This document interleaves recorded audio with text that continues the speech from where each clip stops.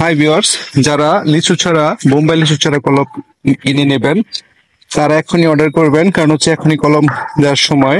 আর আমরা চারা কিন্তু বাজারে নিয়ে বিক্রি করি না, যারা অর্ডার দেবেন শুধু তাদের জন্যই কলম দেওয়া হয়। আর এইখানে কলম দেওয়ার জন্য যে পদ্ধতিটা সেটা দেখাবো।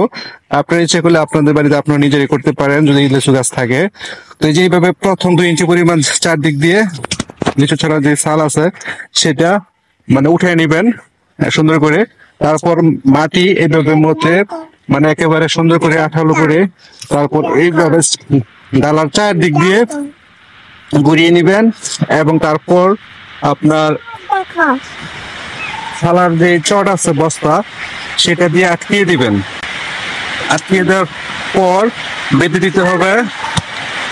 এই চারাটা সুন্দর করে আপনার গ্যাস আসবে প্রায় 30 থেকে 40 দিন পর।